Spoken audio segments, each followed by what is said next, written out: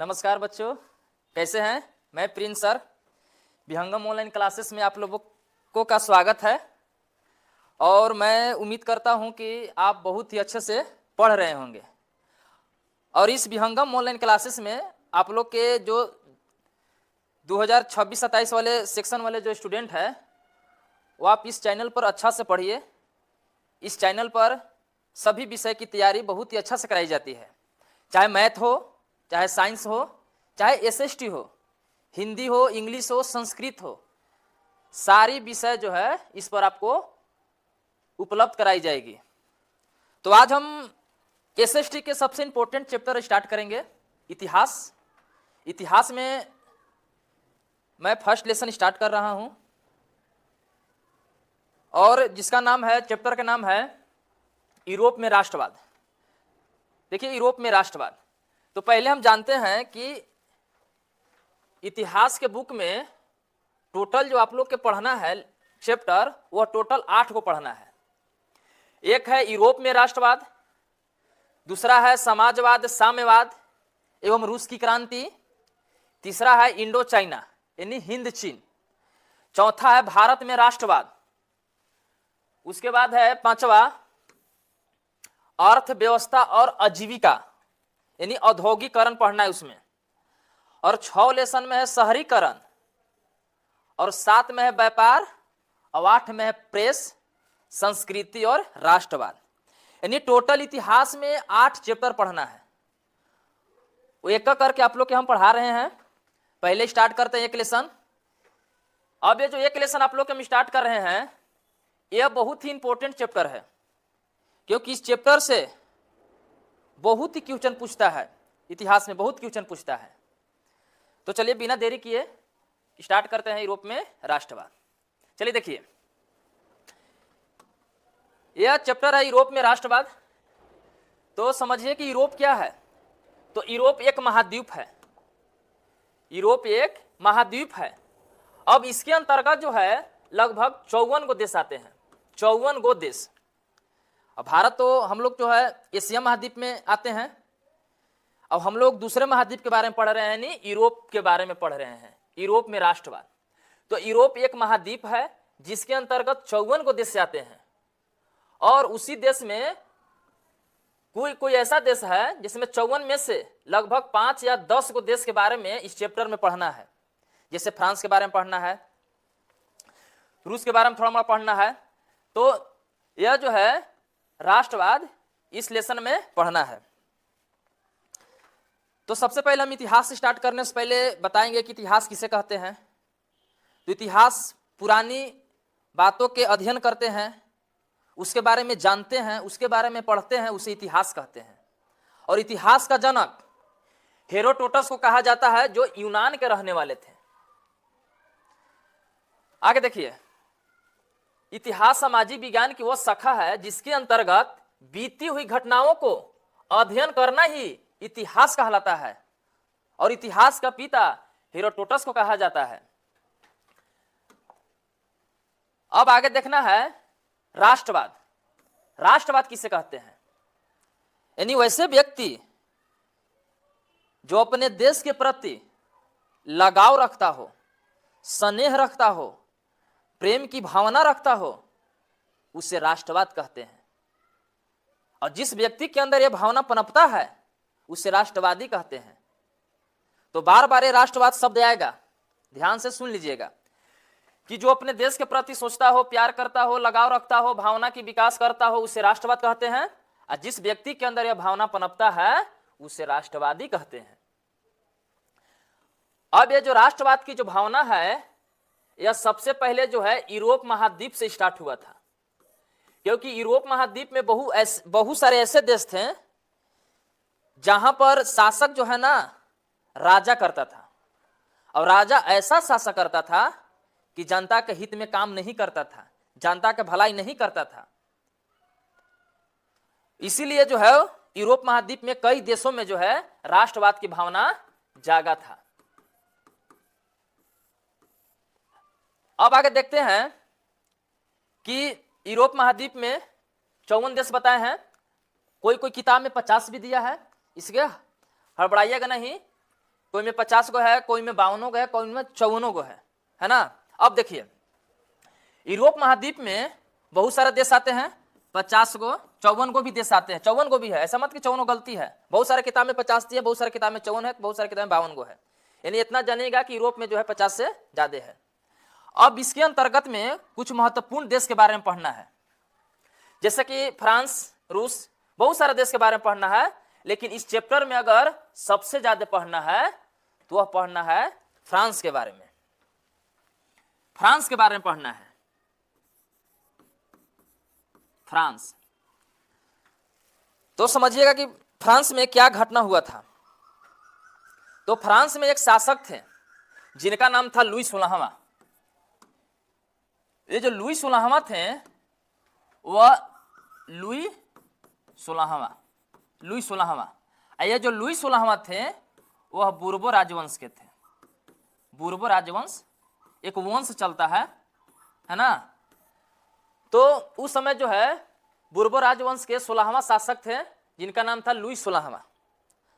ये जो थे ना फ्रांस में शासन कर रहे थे, शासन।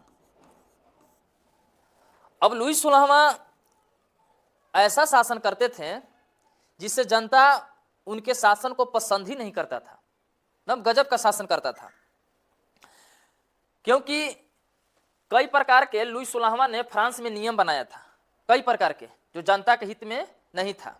जैसे में क्या था कि सबसे पहले तो वो सामंतवादी व्यवस्था का अपनाया था।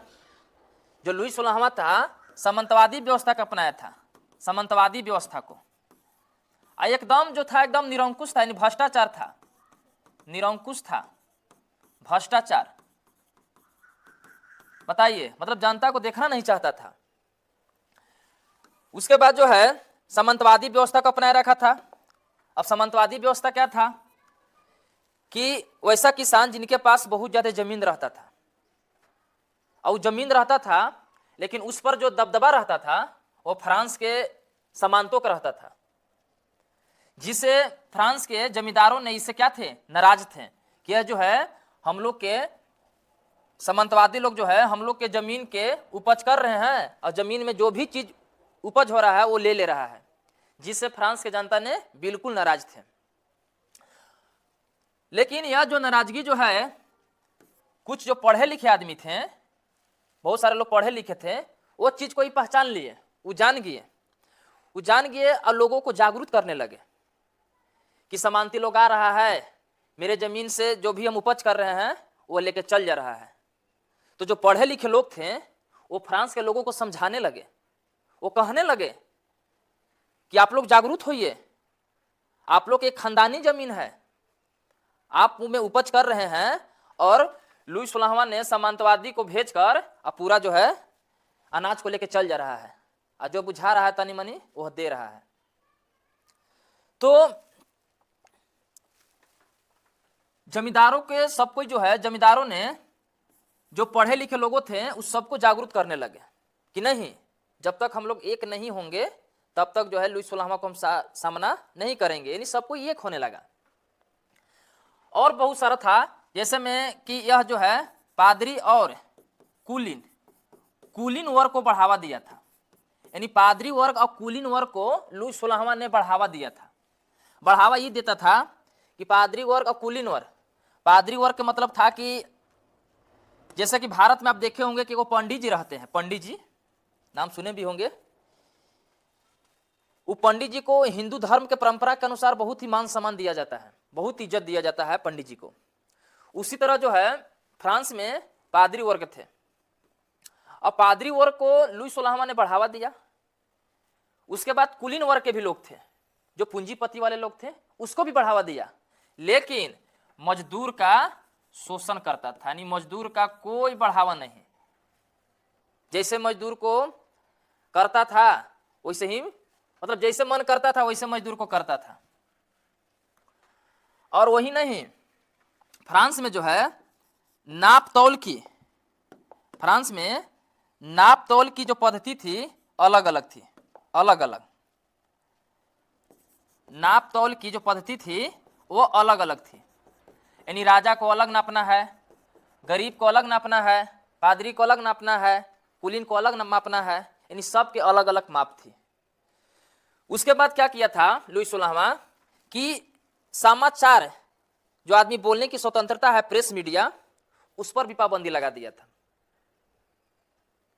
और स्कूल में जासूसों को भी लगा दिया था कि ताकि हमको खिलाफ कोई साजिश न रचे, जिसके कारण जो फ्रांस के जो जनता था बहुत ही आक्रोश हुआ, बहुत आक्रोश हुआ। आक्रोश ऐसा हुआ कि उसके खिलाफ आंदोलन हो गया, यानी लुई 16वां के खिलाफ जो है आंदोलन कर दिया। अब आंदोलन किया, बहुत बड़ी संख्या में आंदोलन में सब लोग भाग ले लिए, क्योंकि लुई 16वां से लोग तो नाराज थे। अब क्या किया कि 1789 में सभी जनता ने मिलकर इस राजा को यानी लुई 16वां को पकड़ा, और पकड़ के अब गिलोटिन पर चढ़ा के अब उसको मार दिया गया। अब मार के यानी काट दिया गया, अब मुड़िया काट के अब जनता के बीच में फेंक दिया। ये देखिए लुई 16वां है। इसका जो पत्नी थी, अब पत्नियों बड़ी खचड़ थी, ये कमाता था ना तो घोर विलसता में रहती थी, बढ़िया बढ़िया पहन के अब खूब घूमती थी। अब 8-9 महीना के बाद जो है उसको पत्नी को भी मार दिया गया था। ऐसा था लुई 16वां। तो चलिए आगे देखते हैं। देखिए फ्रांस में तो सबसे पहले 3 क्रांति हुआ था। एक हुआ था 1789 में क्रांति, फ्रांस में जो है 3 क्रांति हुआ। एक हुआ 1789 में क्रांति, एक हुआ 1830 में क्रांति, एक हुआ 1848 में क्रांति। यह जो तीनों क्रांति है यह महत्वपूर्ण क्रांति था। तो अभी हम बताएंगे 1789 की क्रांति के कारण। तो कारण यही था कि लुई 16वां एक निरंकुश शासक था, बुर्बो राजवंश के शासक था। वह जनता को देखना नहीं चाहता था, यानी निरंकुश था, यानी भ्रष्टाचारी था। उन्होंने सामंतवादी व्यवस्था को लागू कर दिया था, लेकिन पढ़े लिखे लोग ने इसका क्या किया, विरोध किया था। पढ़े लिखे लोग ने जनता को जागरूक किया और इसके खिलाफ जो है विद्रोह किया। किसके खिलाफ? तो लुई 16वां के खिलाफ विद्रोह किया। लुई 16वां ने नाप तोल की अलग अलग पद्धति को अपनाया था, अलग अलग। पादरी वर्ग और कुलीन वर्ग को बढ़ावा देता था, जबकि मजदूर लोग की स्थिति दयनीय था, उन लोग के कोई बढ़ावा नहीं देता था। जैसे जी रहे हो वैसे ही जियो, मर रहे हो तो मर जाओ, तुम्हारे बिना राजपाट सुना नहीं रहेगा। गरीब के है कोची, कोई देखने के लिए भी तैयार नहीं है। अगर भूखे मर भी रहे हो ना तो आपको पूछेगा भी नहीं कि तुम कैसे हो, क्या है, कुछ नहीं। सबसे अभी आदमी जो है गरीब है। गरीब में जन्म लेना पाप नहीं है, लेकिन गरीबी में जिंदगी बिताना पाप है। इसलिए मेहनत कीजिए, संघर्ष कीजिए, तब जाके अपना जीवन बिंदास जियोगे। नहीं तो मजदूर को वो स्थिति है, आज से नहीं सदियों से आएगा नेता, भाषण देकर चल जाएगा। अब हर चुनाव में देखा होगा एक ही भाषण देता है कि मैं जीतूंगा तो जनता के लिए काम करूंगा, और जीतने के बाद दिखाई नहीं देगा। सरकार किसी का भी आए, कमाना तुमको ही पड़ेगा। वो स्थिति था फ्रांस में भी जनता के। आगे देखिए, जो फ्रांस के जो छोटे छोटे क्षेत्र थे, उस क्षेत्र पर भी लुई 16वां के शासन था। छोटे छोटे क्षेत्र में भी लुई 16वां के शासन था। अलग अलग झंडा को अपनाया था, अलग अलग झंडा। अगर एक क्षेत्र से दूसरे क्षेत्र में जाओगे तो अलग झंडा था, फिर दूसरे क्षेत्र में जाओगे तो अलग झंडा था, यानी सबको तोड़ के रख ले था लुई 16वां। अब आगे देखिए, राष्ट्रगान भी था, अलग अलग राष्ट्रगान। आंतरिक आयात और निर्यात पर इतना ज्यादा टैक्स बहने था कि अगर एक क्षेत्र से दूसरे क्षेत्र में जाओ तो आपको टैक्स देना है। क्या भारत में ऐसा व्यवस्था है? नहीं, भारत में तो हालांकि ऐसा व्यवस्था नहीं है कि तुम दूसरे क्षेत्र में जाओगे, दूसरे राज्य में जाओगे तो तुम्हें टैक्स देना पड़ेगा।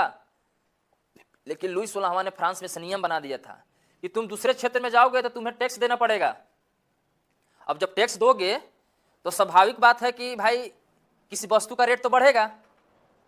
तो फ्रांस में जितना भी वस्तु था उसका रेट बहुत ज्यादा बढ़ा था और गरीब आदमी मर रहा था।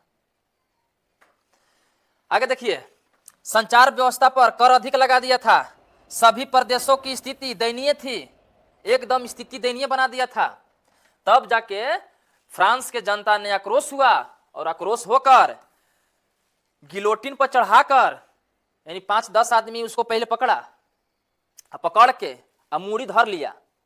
मूड़ी धर के गिलोटिन, मतलब गिलोटिन देखा होगा, ऐसे गोल होता है, गोल जैसे देखा है ये मुर्गा कटाता है तो ऐसे धर के दबोच के ऊपर से ऐसे मारता है तो कट जाता है, वैसा ही कुछ था। मूड़ी को क्या किया राजा के लुई 16वां के मूड़ी को अंदर घुसाया और ऊपर से क्या किया, गिलोटिन से उसका गर्दन को यानी काट कर खत्म कर दिया और खत्म करके जनता को भीड़ में फेंक दिया और सबको जनता खुशी मना रहा है कि देखिए यह लुई 16वां जो है समाप्त हो गया, खत्म हो गया। और कुछ समय के बाद उनकी पत्नी, जिस पत्नी का नाम था मेरी एंटोनेट, जो लुई 16वां के 9 महीना के बाद उसको भी मार दिया गया।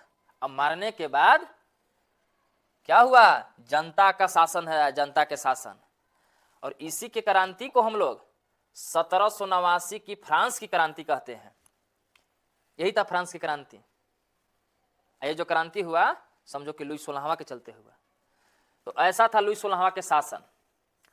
अब आगे समझिए, जैसे ही लुई 16वां को मार दिया गया तो फ्रांस में शासन किसका आने लगा, तो जनता के शासन आ गया। आज जैसे ही फ्रांस में जनता का शासन आ गया, कोई तो इस पद पर है नहीं, यानी फ्रांस के कोई पद पर है नहीं, जनता खुद मालिक हो गया। और जब जनता खुद मालिक हो गया तो बहुत सारे नियम कानून में, जो लुई 16वां का नियम कानून बनाया था, उस नियम कानून को जनता ने बदला, यानी बहुत सारा बदलाव किया। लेकिन इसी समय फ्रांस में एक व्यक्ति का आगमन होता है जिनका नाम है नेपोलियन। ये जो नेपोलियन था ना, फ्रांस के सेनापति था। और जब युद्ध हो रहा था तो इस सारा युद्ध कोई देख रहा था कि कैसे कैसे जनता और राजा के बीच में युद्ध हो रहा है। तो जैसे ही गद्दी खाली हुआ तो जनता ने कुछ नियम को तो बदला, लेकिन फ्रांस का गद्दी वैसे भी खाली था, कोई शासन नहीं कर रहा था। लेकिन नेपोलियन का नजर जो है इस फ्रांस पर पड़ गया। इस सेना था, यानी क्या था, फ्रांस के सेनापति था। लेकिन जैसे ही गद्दी खाली हुआ तो नेपोलियन को मन किया कि गद्दी खाली है, हम फ्रांस के राजा बन जाए। तो भाई राजा बनने के लिए तो भाई कुछ ना कुछ तो करने पड़ेगा, ऐसे ही राजा थोड़े बन जाओगे। तो नेपोलियन ने क्या किया कि जनता के बीच में जाने लगा और जनता से कनेक्ट करने लगा, जनता के सभा में अपनी बातों को रखने लगा। और इसका एक चीज था खासियत कि इसको किसी जनता को लुभाने में या जनता से कनेक्शन को बढ़ाने में, जुड़ाव करने में बहुत टैलेंटेड था। मतलब चाहता था तो तुरंत मतलब लोगों को दिल में राज करने लगता था। क्योंकि वो कुछ मतलब ना होता है, जैसे बिहार में जाओगे तो लालू यादव का भाषण सुनोगे ना तो एकदम मन एकदम गदगद हो जाएगा, गजब कनेक्ट करते हैं। कि तो लाखों का भी भीड़ रहेगा ना तो गजब का कनेक्ट करते हैं लालू यादव। उसके बाद मोदी भी करते हैं अच्छा खासा। भाइयों बहनों, 15 लाख रुपया मिला नहीं मिला तो मिल जाएगा। तो उसी तरह नेपोलियन ने भी क्या किया था कि जनता के बीच जाता था और नेपोलियन के बातों को सुनने के लिए बहुत भीड़ लगा रहता था, बहुत भीड़ जुटता था। और नेपोलियन ने सभी जनता को दिल जीत लिया। और जैसे ही दिल जीता तो पहले एक चीज समझिए कि जैसी अब यहाँ देखिए कि 1789 में जैसी फ्रांस से क्रांति हुआ, देखिए यही था लुई 16वां। गजब है, देखने में तो बड़ी भयंकर लग रहा है। यही है लुई 16वां। देखिए जैसी 1789 में फ्रांस से क्रांति हुआ तो कुछ मुख्य कामें हुआ कि नेशनल असेंबली की स्थापना हुआ, नया संविधान बना, सभी को समान अधिकार दिया गया। क्योंकि लुई 16वां के शासन में जो था ना, पादरी वर्ग कुलीन वर्ग को बढ़ावा देता था और मजदूर लोग की स्थिति दयनीय था। जबकि जैसे ही लुई 16वां के शासन खत्म हुआ तो सभी को समान अधिकार दिया, समांतवादी व्यवस्था को समाप्त किया। कहा कि समांतवादी व्यवस्था यहां लागू नहीं रहेगा फ्रांस में, समाप्त करो इसको। ये सब जनता लोग सब काम कर रहा है। आंतरिक आयात निर्यात कर को समाप्त करो, क्योंकि उस लगावे किया था आंतरिक आयात कर। नाप तोल की पद्धति को समाप्त करो, जो अलग अलग था उसको समाप्त करो और सबको एक समान करो, चाहे वो पादरी वर्ग हो, चाहे कुलीन हो, चाहे कौनो जाति को हो, कौनो धर्म के हो, सबको एक समान माप तोल रहेगा, अलग अलग नहीं रहेगा। ये सब बदलाव हो रहा है। लुई 16वां के शासनकाल में झंडा अलग था, राष्ट्रगान अलग था, लेकिन जैसे ही लुई 16वां के शासन खत्म हुआ, फ्रेंच भाषा को राष्ट्रभाषा का दर्जा दे दिया, कहा कि एक ही भाषा रहेगा, फ्रेंच, क्योंकि फ्रांस में सबसे ज्यादा बोली जाने वाली भाषा है फ्रेंच। तो फ्रेंच भाषा की राष्ट्रवाद की दर्जा दिया गया। अपना एक अलग राष्ट्रगान रहेगा, अपना एक वो राष्ट्रगान रहेगा। ऐसा नहीं कि अलग क्षेत्र में जाओगे तो अलग राष्ट्रगान, अलग क्षेत्र में जाओगे तो अलग राष्ट्रगान, नहीं, एक राष्ट्रगान रहेगा। तो ये सब जो बदलाव किया गया, इस 1789 में जैसी क्रांति हुआ, लुई 16वां को काट दिया गया, उसके बाद यह बदलाव किया गया। तो अच्छा था काम। लेकिन आपको बतेबे किए कि जैसे ही फ्रांस में गद्दी खाली हुआ तो एक व्यक्ति का लालसा था कि हम फ्रांस के राजा बने, वो था नेपोलियन। वह नेपोलियन था। अब आइए कि नेपोलियन के बारे में जानिए कि भाई नेपोलियन, देखिए ये था नेपोलियन। पहले आप फिगर आपको दिखा देते हैं। नेपोलियन, ये है नेपोलियन। अच्छा आदमी था, बहुत मस्त आदमी था। ये जनता के हित में सुनता था, जनता के लिए काम करता था तो आदमी बढ़िया। अब आगे देखिए, नेपोलियन का जन्म 15 अगस्त 1769 में हुआ। याद रखिएगा, बहुत बार ऑब्जेक्टिव पूछता है कि नेपोलियन का जन्म कब हुआ, तो 15 अगस्त 1769 में मेक्रोसिका द्वीप में हुआ था। मेक्रोसिका द्वीप में इनका जन्म हुआ था नेपोलियन का, जिस पर फ्रांस का अधिकार था। जहां पर इनका जन्म हुआ था वहां पर फ्रांस का अधिकार था, और उसका वंश जो था बोनापार्ट था। जो नेपोलियन का जो वंश था, जैसे कैसे लुई 16वां का वंश था बूर्बो राजवंश, उसी तरह नेपोलियन का भी एक वंश था जिसका नाम था बोनापार्ट। इनके बचपन का नाम नेपोलियन दी बोनापार्ट था। फ्रांस की क्रांति में सेनापति के रूप में काम कर रहा था। वे बचपन में तो मजदूर थे, गरीब थे, लेकिन देखिए यह नेपोलियन जो है कैसे मजदूर से फ्रांस के राजा बन जाते हैं। इसलिए बाबू किसी भी काम में हिम्मत मत हारना। अगर हिम्मत हार जाओगे तो जीवन में कुछ भी नहीं करोगे।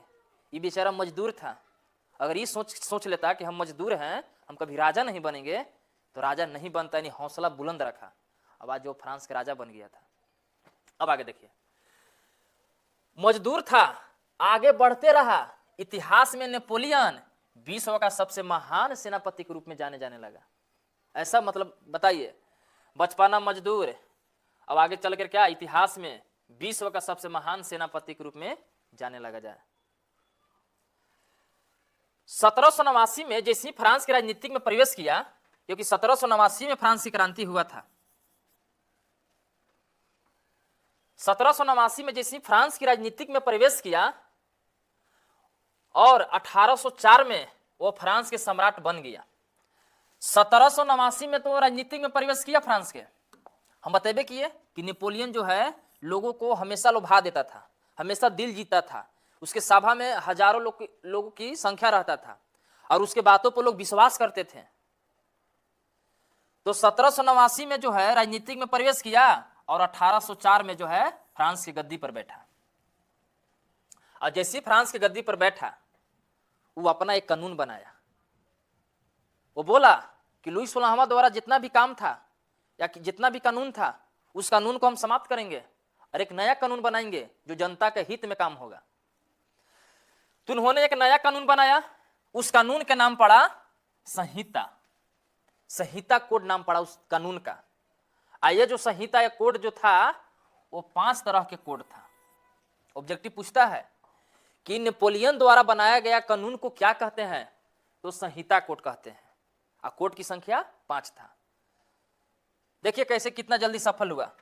राजनीतिक में प्रवेश किया 1789 में, और फ्रांस के राजा कब बन गया, 1804 में राजा बन गया। अब ये जो राजा तो बना, ये तो कहवे किया था कि अगर हम राजा बन जाएंगे फ्रांस के, तो जो भी काम करेंगे वो जनता के लिए और जनता के हित में हम काम करेंगे। तो काम तो भाई अच्छा करवे करेगा। तो देखिए कि नेपोलियन द्वारा किया गया कुछ महत्वपूर्ण काम था। क्या क्या काम किया, तो सबसे पहले जो था कि जो कई वर्षों से फ्रांस में जो चर्च का जो नियंत्रण था चर्च लोग का जो नियंत्रण होता है ना कि धर्म, चर्च धर्म का जो नियंत्रण था, उस पर कब्जा था, उसको क्या किया कि धर्म निरपेक्ष बना दिया। बोला कि इसमें फ्रांस में केवल चर्च का ही बोलबाला नहीं रहेगा, केवल चर्च को अपनाने वाला लोग नहीं रहेंगे, यहाँ पर जो है धर्म निरपेक्ष, यानी सभी धर्म जो है अपना अपना धर्म को मान सकता है, सभी धर्म के लोग जो है अपना अपना धर्म को मान सकता है, यानी धर्म निरपेक्ष बना दिया। उसके बाद जो लुई 16वां ने मजदूरों को सामंतवादी व्यवस्था द्वारा जो अनाज रहता था उसको जब ले लेता था, तो नेपोलियन क्या किया कि बोला कि किसान लोग अपना किसानी करेंगे और जो उनको पैसा रहेगा व्यापार करने के बाद जो उनको पैसा आएगा, उस पैसा को रखने के लिए भी एक व्यवस्था कर देते हैं। तो नेपोलियन ने बैंक ऑफ फ्रांस का स्थापना किया, बैंक बना दिया कि मजदूर लोग व्यापारी करके आओ, व्यापार करके आओ, अपना पैसा जो है बैंक में रखो। बहुत अच्छा ही काम कर रहा था नेपोलियन। वो जो है फ्रांस में जो है नली गली बनवाने लगा, नली गली सड़क जितना भी जो जरूरीमंद चीज था सभी चीज का व्यवस्था करने लगा नेपोलियन। विशेषाधिकार को समाप्त कर दिया, बोला कि फ्रांस में कोई विशेष आदमी नहीं रहेगा, अगर हम भी कहीं जा रहे हैं कोई काम से, हमको अगर ऑफिस में काम करवाना है तो हम भी लाइन में लगेंगे, यानी कोई विशेष आदमी नहीं रहेगा, यानी विशेषाधिकार को नेपोलियन ने समाप्त कर दिया। लुई 16वां जो आयात निर्यात पर जो टैक्स लगाया था नेपोलियन ने उसको हटा दिया, बोला कि आयात निर्यात पर कोई टैक्स नहीं लगेगा, कोई टैक्स नहीं। और जब टैक्स नहीं लगा तो सामान हो गया सस्ता, क्योंकि लुई 16वां ने अगर एक क्षेत्र से दूसरे क्षेत्र में अगर जाते थे तो लुई 16वां ने टैक्स बांध दिया था कि तुमको टैक्स देना है, लेकिन नेपोलियन क्या किया कि बोला कि नहीं, आप आयात निर्यात कर रहे उस पर टैक्स नहीं देना है। और जैसे टैक्स को हटाया तो सामान हो गया सस्ता, और जब सामान हो गया सस्ता तो सब कोई मतलब कि अच्छा से लेने लगा। संचार व्यवस्था को अच्छा और सुगम बना दिया, यानी और व्यवस्था कर दिया संचार को, वो जो प्रतिबंध लगाया था एकदम सुगम कर दिया। आर्थिक असमानता को, यानी फ्रांस में बहुत सारे लोग अमीर भी थे, बहुत सारे लोग गरीब भी थे, लेकिन नेपोलियन ने चाहा कि गरीबी और अमीरी के बीच का दूरी को हम कम कर दें, यानी आर्थिक असमानता को, यानी जो पैसा से जो कमजोर और बड़ियार जो आदमी कहता है उसको समाप्त करने का, यानी दूर करने का प्रयास किया नेपोलियन कि हम इसको दूर करेंगे, यानी कोई उसमें अमीर नहीं कहलाएगा और कोई गरीब नहीं कहलाएगा, सब बराबर रहेगा। सामंतवादी व्यवस्था को समाप्त कर दिए, तो बतेबे किए कि लुई 16वां ने सामंतवादी व्यवस्था को अपनाया था, इन्होंने सामंतवादी व्यवस्था को मतलब समाप्त कर दिया। तो क्या लगता है कि मतलब नेपोलियन अच्छा काम तो कर ही रहा था, सब जनता के लिए काम कर रहा था, जनता के हित में काम कर रहा था। आगे देखिए, सभी नागरिक को लिए, जितना भी फ्रांस में नागरिक थे सभी नागरिक को बोला कि एक समान कानून रहेगा। ऐसा नहीं कि आप विधायक है, आप मंत्री हैं, आपको अलग नियम कानून है और हमको जो मजदूर किसान है उसको अलग नियम कानून, कुछ नहीं, सबके एक समान नियम कानून है ना। बोला कि सभी नागरिक के लिए एक समान कानून बनाया जाएगा। और नेपोलियन ने सबसे ज्यादा अगर विशेष ध्यान दिया फ्रांस में तो शिक्षा पर दिया, क्योंकि नेपोलियन को पता था कि जब तक यहाँ के लोग शिक्षित नहीं होंगे तब तक अपने अधिकार के लिए नहीं लड़ेंगे।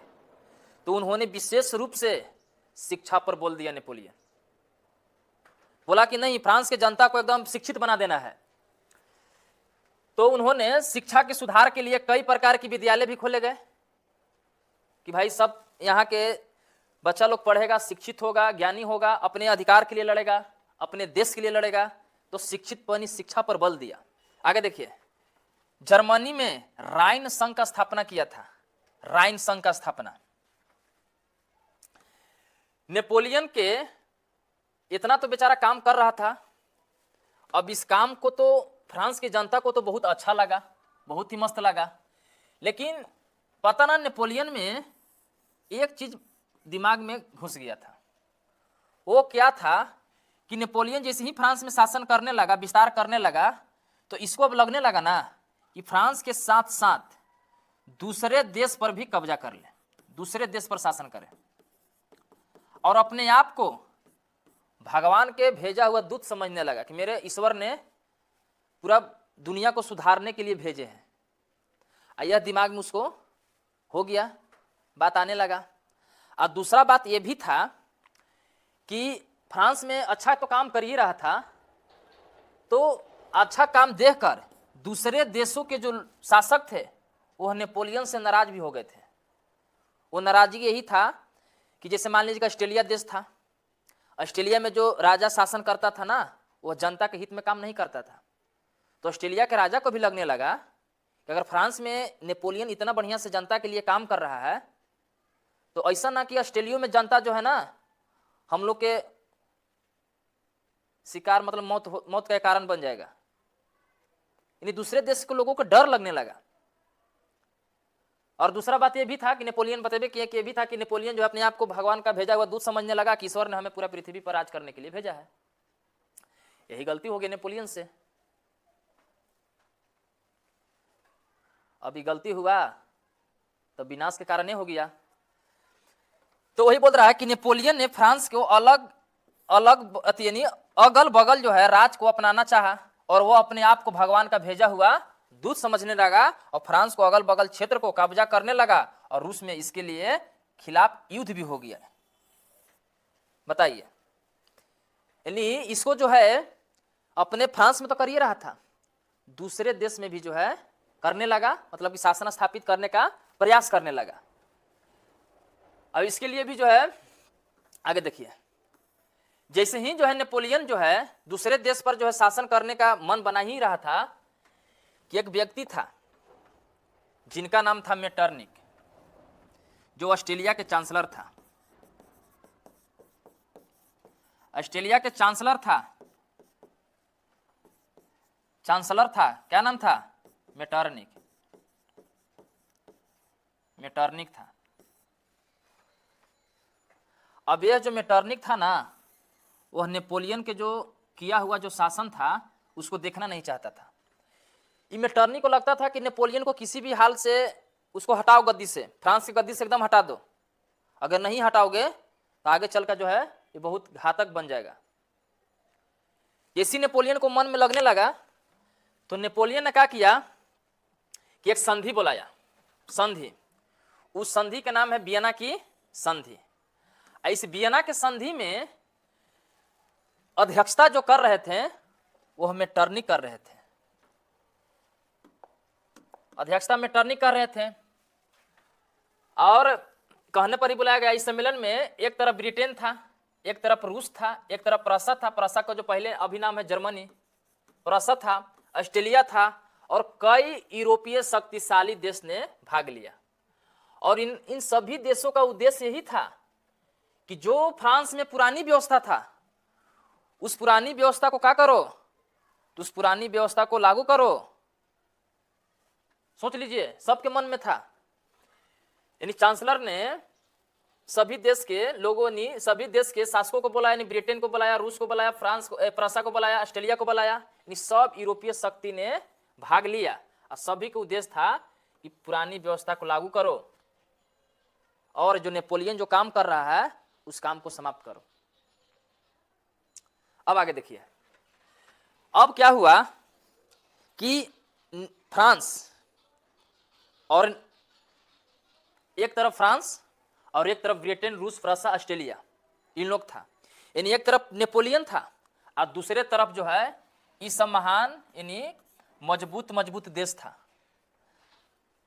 और दोनों के बीच में युद्ध हुआ। यानी एक तरफ फ्रांस मान लो, यानी नेपोलियन मानो, यानी एक तरफ नेपोलियन जो फ्रांस की तरफ से लड़ रहा था, और दूसरे तरफ ब्रिटेन, रूस, प्रसा, ऑस्ट्रेलिया, यानी सब शक्तिशाली देश थे। और नेपोलियन के साथ लड़ाई हुआ। अब नेपोलियन जो है एक बार सबसे पहले 1813 में नेपोलियन को बंदी बनाया, लेकिन नेपोलियन ने किसी कारण बस वहां से भाग गया। भाग तो गया, लेकिन फिर जो है नेपोलियन 1815 में पकड़ा गया।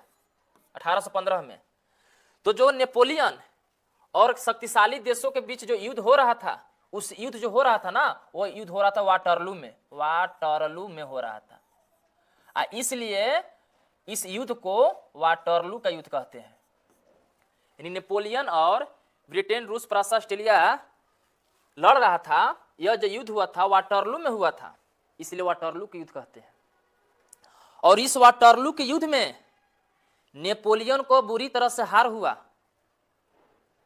और जो शक्तिशाली देश थे, जो प्रसा थे, ऑस्ट्रेलिया था, इस सब देशों का जीत हुआ। और जैसे ही जीत हुआ, जीत होने के बाद मेटरनिक ने कहा कि जो फ्रांस में नेपोलियन द्वारा किया हुआ जो काम है उसको खत्म करो और जो पुरानी व्यवस्था था उसको लागू करो। यानी मेटरनिक का युग शुरू हो गया। वाटरलू के युद्ध होने के बाद जो है किनका युग शुरू हो गया? तो मेटरनिक का युग शुरू हो गया। अब आगे देखिए, यह था वाटरलू का युद्ध। देखिए वाटरलू का युद्ध में ये सब सेना थे, सब लड़ रहे थे। एक तरफ थे फ्रांस और दूसरी तरफ कौन थे? तो कई शक्तिशाली देश। आइए, जो लड़ाई हुआ वाटरलू में हुआ, तब आइए समझिए वाटरलू का युद्ध क्या होता है, क्या है से। वाटरलू का युद्ध 18 जून 1815 ईस्वी में लड़ा गया। नेपोलियन का यह अंतिम युद्ध था। इस युद्ध में एक तरफ फ्रांस था तो दूसरी तरफ रूस था, ब्रिटेन था, प्रसा था, ऑस्ट्रेलिया था, हंगरी था, यानी बहुत सारे देश के सेना थे। इस युद्ध में नेपोलियन ने हार गया और हारने के बाद नेपोलियन जो है आत्मसमर्थन कर दिया। वो जान गया कि हम हार जाएंगे, हार गया। और हारने के बाद उसे नेपोलियन को एक टापू पर यानी सेंट हेलेना नामक टापू पर उसे बंदी बना लिया, यानी भेज दिया गया। मतलब ऐसा टापू था ना कि एकदम अंधार, बिल्कुल अंधार, मतलब समझो कुछ नहीं था, एकदम अंधार। कैसे देखो रात में एकदम अगर आसपास भी कोई ना हो, उसी तरह एकदम अंधार कमरा, यानी चारों तरफ कुछ नहीं था, एकदम ऐसे एकदम टापू था।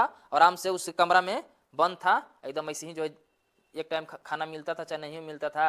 और वैसे करते करते जो है नेपोलियन 5-6 साल उसमें जिया, उसके बाद फिर मर गया। यानी नेपोलियन को कैदी बनाकर सेंट हेलेना नामक टापू पर भेज दिया गया और 6 वर्ष तक रखा गया। और 52 वर्ष की उम्र में जो है 1821 में उनका मृत्यु हो गया। 1821 में नेपोलियन का मृत्यु 1821 में हुआ। अब समझिएगा, यानी युद्ध तो हुआ 1815 में। और जैसे ही युद्ध हुआ, इस युद्ध के बाद जो है नेपोलियन को तो गद्दी से हटा दिया, लेकिन 1815 में मेटरनिक ने लुई 18वां को फ्रांस के शासक बना दिया, जो बुर्बो राजवंश के था।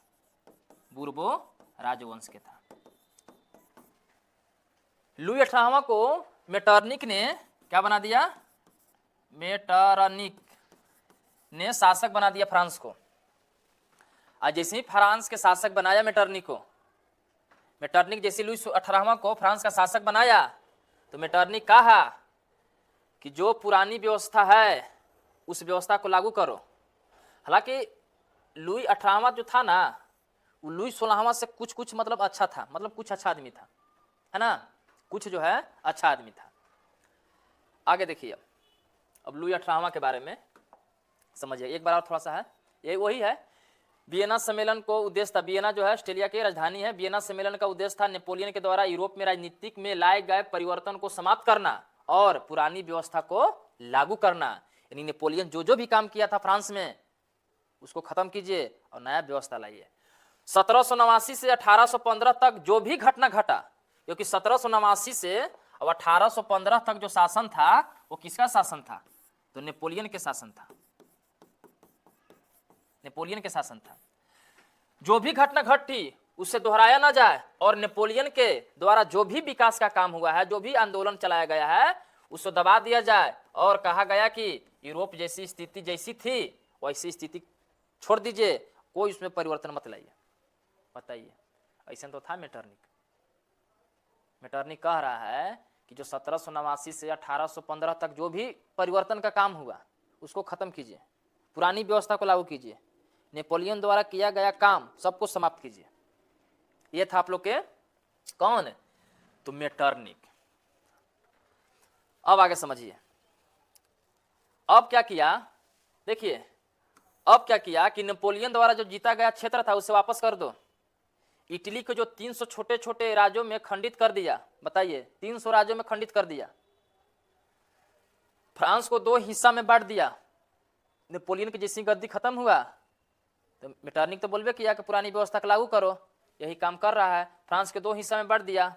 युद्ध में जितना नुकसान हुआ सारा जिम्मेवार किस पर ठहरा दिया? फ्रांस के ऊपर ठहरा दिया कि फ्रांस के चलते ही युद्ध हुआ है। और बुर्बो राजवंश की पुनः स्थापना हो गया और लुई 18वां जो है गद्दी पर बैठ गया। चलिए, तो इस क्लास में बस इतना ही रखते हैं, फिर कल जो है दूसरा पार्ट इसका लाएंगे।